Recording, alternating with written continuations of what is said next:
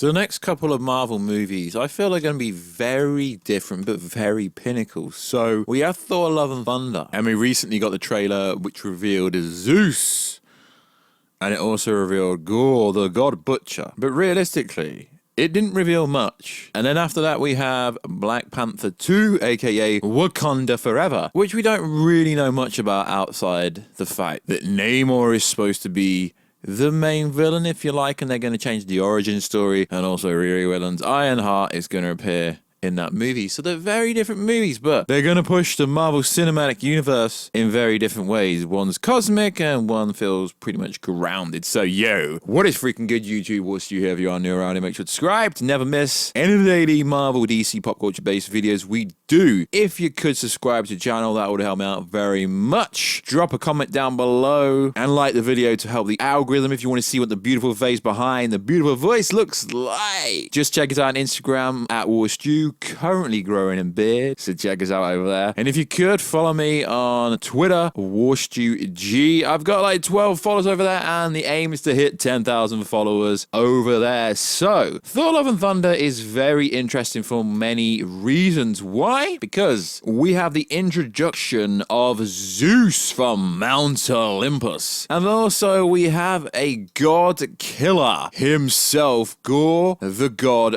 Butcher. Now Zeus is very OP, very OP, and Gorr the God Butcher is very OP as well, hence the Gorr God Butcher. He's killed many god pantheons, and with the Necrosword he could be, or technically in Marvel Comics is just as powerful, if not more powerful than Hela and Thanos himself. But it depends if the Necrosword is just going to be a sword, or if it's going to have the symbiote properties. Based on the most recent trailer, he said he's going to kill all the gods, but the sword doesn't really look like it has the immensely powerful symbiote with the ties to Knull. As we know, there's a lot of confusion with who owns the rights to Knull. It isn't Sony, it's Marvel, because the Sony Marvel deal came through after the deal was already there. But most people are underlooking how powerful Zeus is, and we are supposed to be getting the introduction of Beta Ray Bill Warstu. Okay, sorry guys, I had to do it.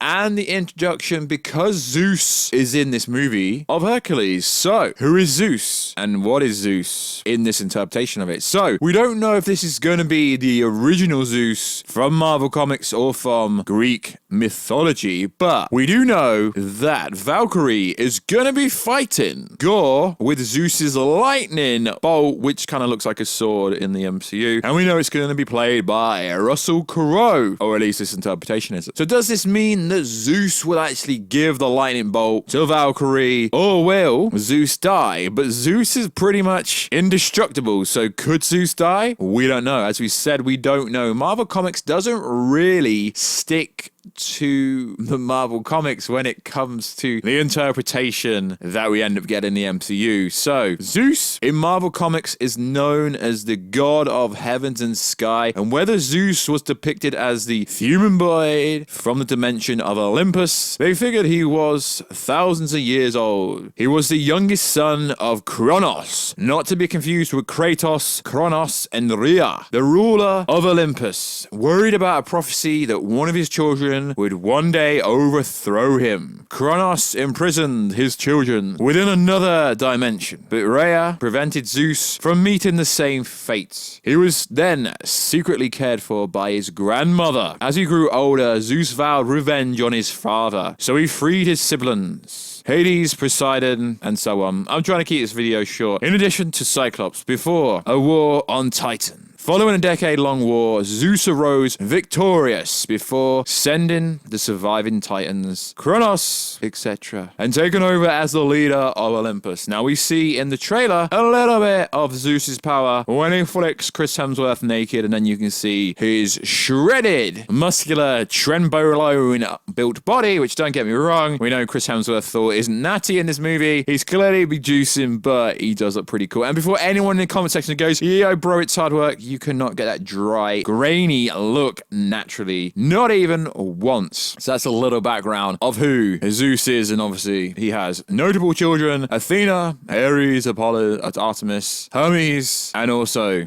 he was the biological father of Helen of Troy and Hercules. So will Hercules appear in this? Henry Cavill was rumored to be Hercules, but I don't think that's going to be true. So Zeus's powers, he is omnipotent. As a Greek god, Zeus possesses cosmic powers similar to Odin and Galactus, being the leader of the Olympians. So this is why it is going to be astronomically strange if Gorr actually kills Zeus, because Zeus is he's pretty much indestructible in a way. So obviously he's got the standard powers of the god: superhuman strength, speed, agility, reflexes, stamina. When Zeus taps into his cosmic awareness, the levels of power can become even more powerful than allegedly Odin himself. So Zeus is essentially immortal, meaning he cannot die due to this extraordinary means.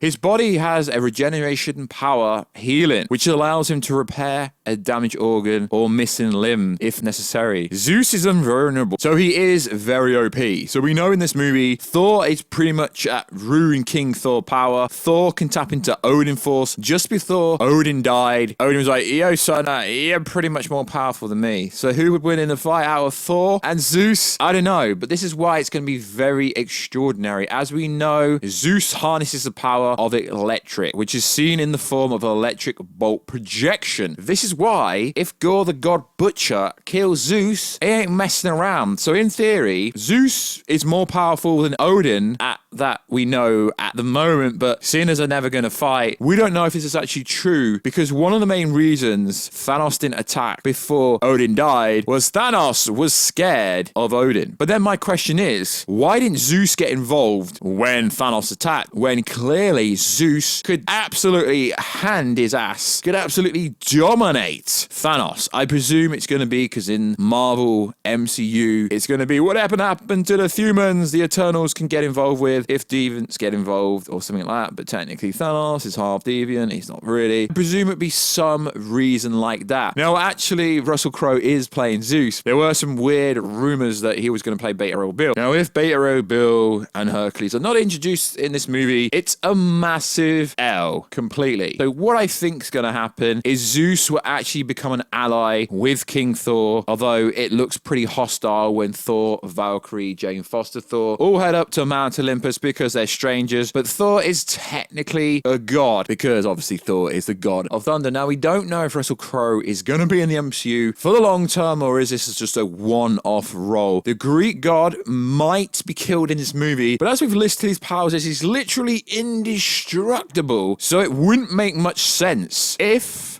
Zeus was killed, because Zeus is stronger than pretty much everyone, including Thor to a certain degree. As we said, Zeus has so much power. It is ridiculous the amount of power he has, hence why in Marvel Comics he has as much power as Galactus. So Zeus could actually take out Thor, technically, I guess. But it depends what power level Thor's actually at, because I think he's at Rune King Thor already, but we don't know. But the reason why, technically, I think Gorr may kill Zeus is because of the power set. If this is actually the Necrosword, we don't know. Because when Gorr has the Necrosword, he has power levels up to Hela, and as Hela actually dominated Thor, and pretty much Gorr with the Necrosword could dominate Zeus. But with the Necrosword, Gorr is a match for literally anyone. Gorr is a match for Hela. Gorr is a match for Thanos. The Necrosword is so freaking powerful, could even have tendencies to go up against Galactus, and Gorr in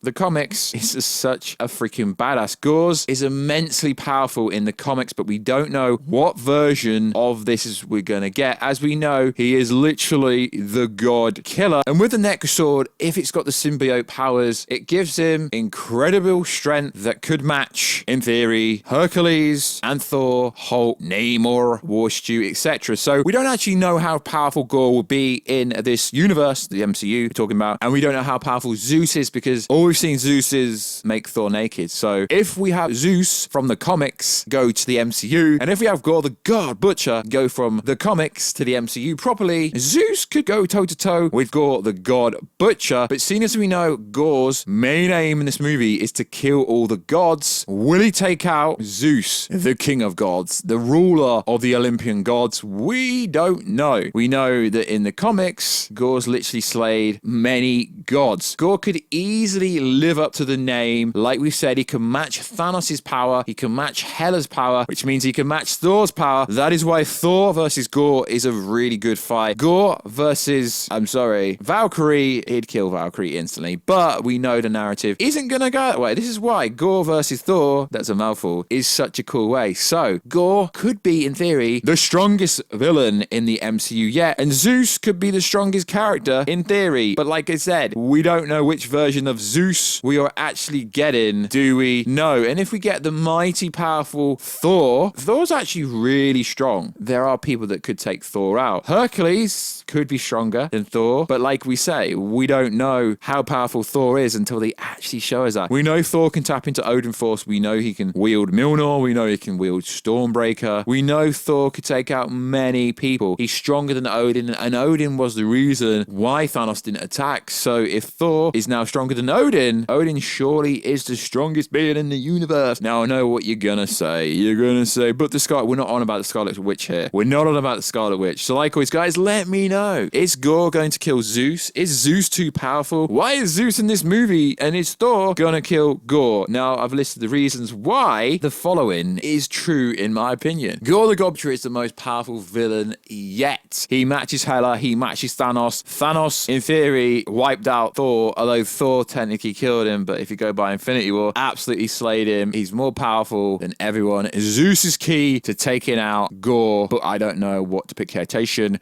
we're gonna get of this. So it's just a general video about Thor, Zeus, and Gorr the God Butcher. A lot of people seem to think he's a joke of a character, but he's immensely powerful in the comics. But are we gonna get the same interpretation? I don't know, but I hope so. So like always, guys, check us out on Instagram at Warstu. Check us out on Twitter, WarstuG. And I will catch you in another video very soon. Catch you later.